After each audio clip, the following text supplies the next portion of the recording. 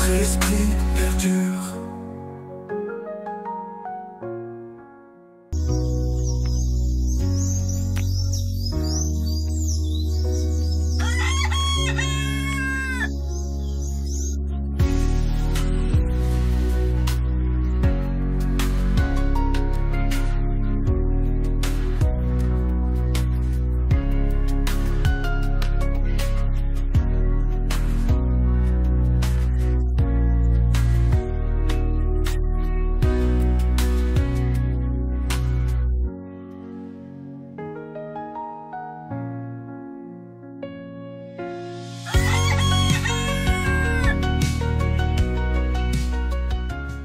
La plateforme le membre du Front du Refus. Le Front du Refus, les gens qui... C'est Monsieur Rodrigue Ramazani, le secrétaire général du parti En Vol d'Elice Sanga. Monsieur Ramazani, bonjour. Bonjour, cher Marius, et bonjour aux présentateurs, co-présentateurs avec vous. Mais je salue aussi la population congolaise qui nous regarde à cet instant. Et j'en profite pour faire un clin d'œil aux militants d'Envol qui sont branchés à cet instant en train de suivre Kinshasa Télévision. Nous sommes heureux d'être là pour parler de la nation et parler de la République. Alors, malgré toutes ces consultations, malgré tout ce qu'on vient de dire sur la consultation, vous avez suivi tout à l'heure le pasteur Théodore Ngoï qui, lui, appuie et soutient cette consultation. D'ailleurs, il y a été convié. Vous, par contre, votre parti, votre président, on l'a suivi dernièrement dans une interview accordée à nos confrères d'actualité.cd, ça ne vous concerne pas et ce n'est pas quelque chose qui vous dit d'aller à ces consultations. Écoutez, après avoir suivi l'élément qui vient de passer chez vous et tant d'autres, on peut bien conclure que ces consultations est une comédie qui frôle les génies du ridicule. Un chef-d'œuvre de la sottise. Parce que c'est quand même un gros mot, sottise. Le pays traverse des moments de perturbation. Vous avez ignoré ma question, c'est un gros mot, sottise. Écoutez, il y a des qualifications qui font mal, je comprends, et qui sont peut-être difficiles à accepter. Mais face à la reprobation, face à la dégradation de la situation, qu'on n'a pas d'autre mot, qu'on n'a pas d'autre posture à prendre que de postures qui peuvent refléter la réalité de ce que nous pouvons palper. Pour nous, le pays traverse une situation critique de son histoire. Nous courons une crise existentielle à travers cette crise multiforme qui est tant politique et militaire, politique ainsi qu'institutionnelle. Constater que M. Tshisekedi et son pouvoir passent leur temps à avoir des artifices afin de se maintenir au pouvoir et de renforcer leur rang. Pendant ce temps, la conquête de la paix devient hypothétique parce que sur le terrain, nous avons encaissé beaucoup d'échecs militaires et que nos territoires, depuis près de 3 ans, sont assiégés par de rebelles, par une armée étrangère à suivre la position du gouvernement. Il faut, face à cette situation, lever des vraies options politiques de responsabilité afin d'engager le pays vers de voies de paix et des concordes nationales. Que malheureusement, M. Tshisekedi a qu'un seul schéma, c'est de renforcer son rang et pour se pérenniser, et pour se maintenir au pouvoir. Ne conjuguez pas les efforts ensemble pour faire face à la situation qui prévaut aujourd'hui dans notre pays, lorsque vous ne conjuguez pas les efforts ensemble. Comment pensez-vous sortir de la guerre aussi rapidement? Il faut dire d'abord que dans cette situation, M. Tshisekedi a beaucoup de part de responsabilité parce que si nous parlons résurgence du M23 aujourd'hui, c'est par des maladresses des politiques publiques, sécuritaires et diplomatiques engagées par lui et son pouvoir. Donc M. Tshisekedi fait partie du problème. Le M23 font partie du problème parce que le M23, de son côté, a pris de voies non conventionnelles, violant le pacte républicain qui trace comment porter des revendications, comment conquérir le pouvoir en République démocratique du Congo. Donc face à cette situation, M. Tshisekedi ne pouvait pas se présenter comme celui qui peut donner la solution aux problèmes que lui-même a créé par sa maladresse, par la conduite de politique publique mal menée par lui-même. Donc, raison pour laquelle, nous, en l'envol, nous avions reçu, en tout cas par notre président national, la SENCO et les CC, qui portent une initiative salutaire. Et d'ailleurs, dans la manière de le mener, lorsque vous regardez les consultations du conseiller spécial du président de la République et l'organisation telle que menée l'approche de père de l'Église, vous constaterez que ça saute aux yeux que l'approche de père de l'Église donne plus d'assurance, de crédibilité, des garanties de bonne fin, que malheureusement, la démarche de M. Tshisekedi ne rassure pas du tout. Voilà pourquoi il est difficile aujourd'hui d'être derrière quelqu'un qui est en soi lui-même un problème. Nous disons, nous sommes prêts à parler Congo, mais dans un cadre inclusif, afin de retrouver la paix et de renforcer la cohésion nationale. Et pourquoi pas avec M. Tshisekedi lui-même? Écoutez, M. Tshisekedi, nous pouvons parler avec lui autour d'une table parce que nous devons parler du Congo. Je l'ai dit ici dans cette émission, d'entame, je le dis, que M. Tshisekedi fait partie du problème parce que ce sont ses maladresses. Les accords conclus de manière obscure contre la République. Il a conclu des accords à un moment donné que nous l'envolons. C'est pour ça qu'il faut parler avec lui. Nous ne parlons pas de sa vie privée, nous parlons de la nation. Vous parlez de lui, M. Tshisekedi. Il faut parler avec lui. Je ne refuse pas de parler avec lui. Ouais. Nous n'avons pas refusé. Nous n'avons pas refusé de parler. Non, l'Envol est un groupe, l'Envol est un parti politique. Ouais. Le président Sesanga est membre d'Envol. Il est le président national d'Envol, mais l'Envol est un parti politique. Donc, quand je parle de l'Envol, je parle directement du président national de mon parti. Donc, nous parlons de position du parti Envol. Le président de la République fait partie du problème. Il a mal engagé les politiques d'État. Lorsqu'il a décidé d'aller en bilatéral avec le Rwanda, nous l'avions dénoncé. Lorsqu'il a décidé de supplanter l'accord cadre d'Addis Abeba, qui est un cadre multilatéral, qui permettrait de discuter de questions sécuritaires à l'est du pays, en allant encore bilatéral avec l'Ouganda, nous avons tiré la sonnette d'alarme. Aujourd'hui, la situation s'est enlissée parce qu'il a mal engagé les politiques publiques. Il a engagé des mercenaires. Il a conclu des accords opaques dont le Parlement n'a même pas intervenu pour en discuter de manière sérieuse. Il nous a amenés à l'EAC. Il y a tout ce problème auquel il faut élucider. Mais parler seulement avec lui, ce n'est pas parler au public. Parler au public veut dire l'on se retrouve tous autour d'une table pour parler du pays. Quels sont les problèmes afin d'en dégager des responsabilités. Dans cette histoire, laissez-moi finir, s'il vous plaît, souffrez, s'il vous plaît. Dans cette affaire, la manière dont la situation est menée, il y a de responsabilités. Mais il est temps aujourd'hui que dans ce pays, qu'on parle quand même de responsabilité. Nous avons comme l'impression qu'on a droit à tout, sauf le droit de répondre de ses actes. M. Tshisekedi doit répondre de ses actes. M. Tshisekedi doit le dire aux Congolais autour d'une table. Classe politique, société civile, ensemble, discutons et parlons du pays. Nous, on ne refuse pas de parler avec lui. Mais ce que nous refusons, ce sont de discussions opaques, des discussions camouflées. Nous voulons de vraies discussions sur la situation du pays afin d'apporter plus d'éclairage et orienter l'avenir du pays. Parce que nous, l'Envol, nous portons un projet, un vrai projet pour le pays. Pour que ce projet puisse aboutir, il faut qu'il y ait quand même un certain nombre de consensus sur plusieurs questions. Le projet de la refondation du Congo, le projet de la refondation du Congo. Mais en 2023, vous êtes allié à... J'arriverai à la question de la polémique. Je sais sur quel terrain vous voulez m'amener. Laissez-moi parler de l'actualité, puis nous allons parler polémique à un moment donné. Pour nous, nous voulons que le chemin soit balisé, parce qu'il faut à ce pays un projet, ce projet qui doit arriver à fédérer les Congolais. Vous êtes d'accord avec moi, M. Dimandia, que dans la plupart des cas, les Congolais se sont réunis autour des hommes, pas autour d'un projet, pas autour d'une idée. Et l'Envol et son président national Denis Sesanga, nous proposons depuis 2022 un projet aux Congolais. C'est le projet de la refondation du Congo.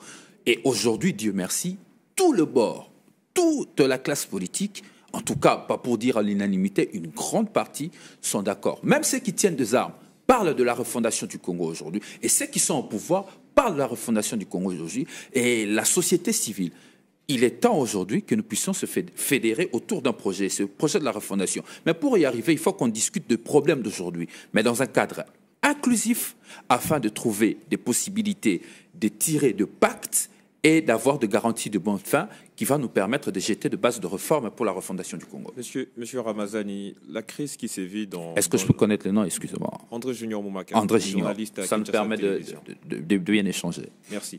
La crise qui sévit dans la partie est du pays ne date pas d'aujourd'hui, ne date pas de l'époque où Félix Tshisekedi a pris le pouvoir.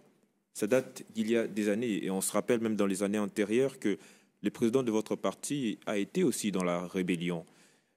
Trouvez-vous légitime aujourd'hui la revendication des rebelles, ceux qui ont pris quelques pans des territoires dans l'est du pays?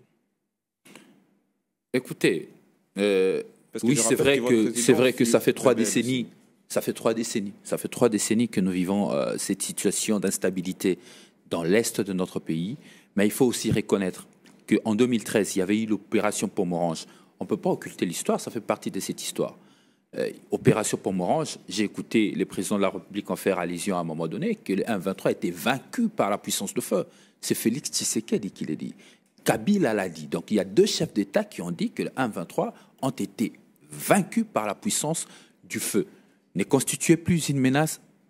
Je ne sais pas. Mais ce qui est sûr, ils étaient plus sur notre sol, ils étaient cantonnés quelque part. Mais depuis 2021, si je m'en abuse, il y a eu résurgence du M23. Parce qu'à l'arrivée de M. Tshisekedi au pouvoir, le malheur dans notre pays, cher Marius, est que dans la plupart des cas, nous ne voulons pas évaluer. Quand M. Tshisekedi arrive au pouvoir, quelle était la situation sécuritaire du pays? Quelle était la situation de la souveraineté de la République démocratique du Congo? C'est ce sont des questions qu'on doit se poser. Mais il prend le pouvoir, il ne trouve pas le M23, il y avait des groupes armés.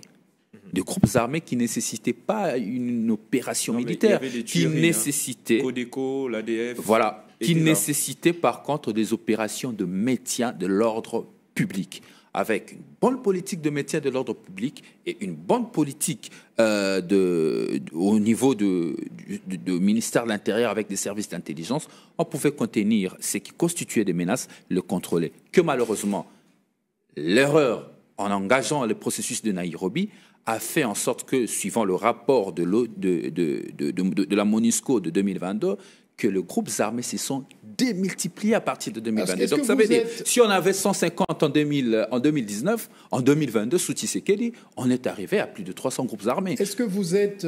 Donc, M. Tshisekedi en a une responsabilité, a beaucoup plus de responsabilités. Qu'est-ce que vous pensez des négociations à Doha, entre les négociations directes entre le gouvernement et les rebelles du M23? Écoutez, je le dis sur votre émission, d'abord il faut saluer toute une initiative qui tend à donner la paix à notre peuple. Ça fait 3 ans que nous avons une population qui vit en insécurité. Nous comptons, je crois, à suivre le dernier speech du porte-parole du gouvernement. Il nous a parlé seulement à Goma de plus de 8000 morts. C'est énorme. Et plusieurs rapports nous parlent de plus de 7 millions de déplacés internes. Donc nous avons une population, quand on dit 7 millions de déplacés internes, vous avez l'urgence sanitaire, vous avez des situations qui sont difficilement tenables, et étant que responsable, ça alarme. Mais toute une initiative qui tend à aider notre population à être en paix, à regagner tant soit peu son milieu de vie naturel est à saluer. Mais la question n'est pas seulement cette rencontre, mais la question c'est de trouver des solutions durables et efficaces. Le rencontre de 2 pôles qui posent problème ne va pas résoudre la crise multiforme que nous connaissons. Je le dis dans votre émission, si vous m'avez suivi, que cette crise n'est pas que sur le front militaire. Cette crise est aussi étant sur le front militaire, politique, qui a engendré une crise institutionnelle. Ce qui est important, voilà pourquoi c'est important que le Congolais se retrouve dans un cadre inclusif pour parler de ce problème. Donc la rencontre à Doha, tant soit peu, si ça peut aider à obtenir des cessez-le-feu, j'ai appris que le M23 s'était retiré de Walikale centre pour favoriser ces initiatives de paix. Ça veut dire que notre population à Walikale, pendant un moment donné, vivront dans la quiétude. Mais cela n'aidera pas le pays à avoir une situation de paix durable. Alors, vous parlez vraiment comme le président de votre de votre parti, vous avez la même façon de parler, que j'admire. Vous, votre président... Je n'ai jamais eu l'impression, en fait. Bon, je vous le fais savoir. Alors, lors de sa dernière sortie, il a notamment mentionné la possibilité que c'était normal pour le président Tshisekedi de démissionner. Est-ce que la démission était une option? Est-ce que c'est ce que vous attendez, vous, vraiment, du président Félix Tshisekedi? Monsieur Tshisekedi, dans la conduite de la politique de la nation, a démontré beaucoup de failles. Il nous a prouvé à suffisance qu'il n'avait pas d'épaule pour conduire ce grand pays qui est le Congo, dans sa superficie telle que ça se présente. Ah oui, il a causé beaucoup de tort à cette population. La situation sociale ne cesse de se dégrader. L'économie du pays ne tient pas la route. La situation sécuritaire ne fonctionne pas. Nous sommes là en train de discuter encore de tout ça. Écoutez, mais c'est clair, face à une défaillance, cher Marius, des fois des choses qui se passent dans le pays, ce sont des choses que nous ne voulons pas assumer chez nous. Vous êtes chef d'entreprise. Vous cédez la gestion de votre entreprise entre les mains André Junior. André Junior. Ouais. Revenez après quelques temps, vous constatez qu'il n'y a plus de caméra, il n'y a plus de télé, il y a des problèmes, il y a pas les personnels ne sont pas payés. Le lendemain, Marius Munga n'hésitera pas, étant qu'actionnaire majoritaire, de demander à M. André Junior de s'écarter afin de favoriser une bonne gestion. C'est le même problème. C'est le même problème. Ça passe par une procédure, des sommations et des demandes d'explication. J'arrive. En fait, j'en arrive. Ça veut dire, ce qu'on veut refuser dans nos entreprises, ce qu'on ne peut pas accepter dans nos entreprises, l'on veut le tolérer au pays. Monsieur Marius forcera Junior de démissionner. Mais ici, ce ne sera pas le cas de forcer, parce que c'est constitutionnel. Il ne faudrait pas le mystifier. Parmi les mécanismes pour que le président de la République quitte le pouvoir, il y a les élections, il y a l'empêchement définitif, mais il y a aussi la démission. Laissez-le terminer son deuxième mandat. Écoutez, la démission, il faut le savoir que la démission est un acte de manifestation de volonté. M. Tshisekedi peut constater son échec, peut constater son incapacité de diriger le Congo, jeter l'éponge et démissionner. Ce n'est pas de la mystification. C'est constitutionnellement prévu. Donc c'est un mécanisme constitutionnel et c'est dans le pacte républicain.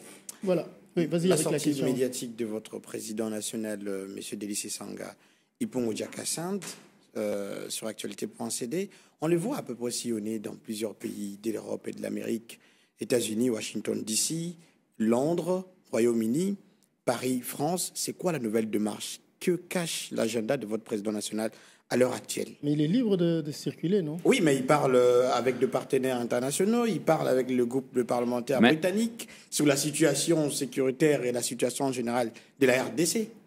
Écoutez, le président Sanga est un acteur politique majeur de ce pays. Ça fait longtemps qu'il fait de la politique et c'était dans son agenda, je peux vous le dire, qu'il a un agenda qu'il tient, que nous suivons à la lettre.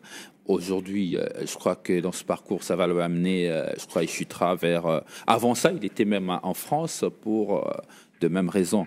Mais l'objectif de cette tournée, c'est de parler avec le partenaire de la République démocratique du Congo sur comment est-ce qu'ils voient la fin de cette crise que nous vivons, tout en soulignant que la résolution de cette crise doit se faire dans le respect de l'intégrité du territoire du Congo, mais aussi de sa souveraineté. Telle est notre position. Donc la démarche que nous faisons, c'est pour aller signaler évidemment à nos partenaires que c'est vrai qu'il y a des problèmes, mais s'il faut résoudre ce problème, prenez en compte l'intégrité du territoire du Congo qui n'est pas négociable ainsi que sa souveraineté. C'est que fait le gouvernement, vous jetez en pâture. Écoutez, je vous ai dit que c'est la même démarche. Hein. C'est vraiment un sketch grandeur nature que nous livre le pouvoir Tshisekedi avec cette histoire de consultation. On consulte nos amis qui font bien sur les réseaux sociaux. Ils nous égayent de temps en temps. On consulte pour la formation d'un gouvernement, je rappelle. Hein, on consulte ce qu'on débauche ça et là. Des anciennes formules, est-ce que cela portera forcément de solutions? Ce que nous demandons et nous exigeons, c'est des solutions pérenne aux problèmes du pays. Première des choses, en tout cas la première mesure pour retrouver rapidement la paix dans l'Est de la République, c'est de rebâtir la concorde nationale et jeter des bases pour la mise en place de ce grand projet que nous, l'Envol, nous portons, ensemble notre président Délice Sanga, sur la refondation du Congo. Merci beaucoup, monsieur Rodrigue Ramazani. Je rappelle donc que vous êtes secrétaire général du parti L'Envol de Délice Sanga. Je ne sais pas si vous avez un dernier mot par rapport, comme j'ai dit tout à l'heure, à l'horizon. Qu'est-ce que vous voyez dans les jours qui viennent sur la paix en RDC? Dans les jours qui viennent, pour la paix en République démocratique du Congo, il faut plus de rigueur et plus d'exigence. Nous avons observé depuis longtemps que le peuple congolais s'est laissé dans la complaisance, dans la compréhension de ce qui conduisent l'avenir de plus de 100 millions de Congolais. Il est temps aujourd'hui que les Congolais deviennent plus exigeants, en première étape. Deuxième étape, c'est que les Congolais doivent comprendre aujourd'hui qu'il n'y a pas d'homme providentiel. C'est qu'il faut aujourd'hui, on a beaucoup cru aux hommes, on a beaucoup cru à des personnes, ça n'a pas porté des résultats. Nous, l'Envol, nous apportons dans la vie politique du Congo un paradigme différent qui permettra aux Congolais de croire à un projet. Nous apportons le projet de la refondation du Congo afin d'aider cette République d'avoir de perspectives d'avenir meilleures pour nous qui sommes aujourd'hui, mais aussi pour la progéniture. Merci beaucoup. C'était vraiment un grand plaisir de vous avoir sur notre plateau, monsieur Rodrigue Ramazani, secrétaire national du parti L'Envol des Délices Sanga. Général. Secrétaire général, hein? Oui. Voilà. C'est très important, général. Vous le méritez d'ailleurs. Parce que sinon, désolé, général, c'est très important de dire. Parce qu'un secrétaire général, c'est pas n'importe qui. En tout cas, c'était un plaisir de vous avoir sur notre plateau. On vous souhaite bonne chance pour la suite des choses. Et puis, ce sera toujours un plaisir de vous avoir ici chez nous à Kinshasa Télévision. Heureux d'être là. Merci pour l'invitation et la considération que vous avez faite à mon parti. Merci toujours. Je vous dis merci de nous avoir suivis. Je vous souhaite un très bon week-end. On se retrouve lundi à partir de 8h30 dans cette émission Cocorico. D'ici là, portez-vous bien. Je m'appelle Marius Murunga et bon week-end chez vous. Au cœur de Kinshasa, une voix s'élève. Reflet de nos histoires sous le ciel du Congo. Des rues de notre ville jusqu'à l'étreinte du monde. Kinshasa Télévision, notre véritable visage. Nous racontons notre voyage en couleurs vives et éclatantes, transformant les perceptions, apportant la vérité.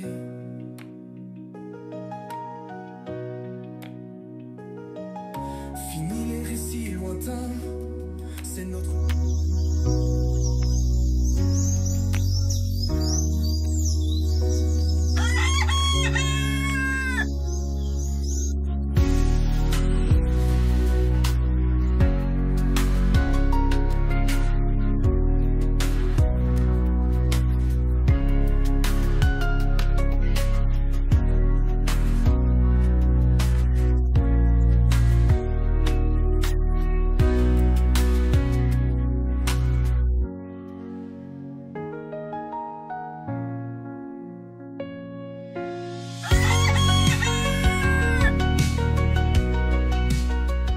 fait du bien de vous avoir sur le plateau. Merci.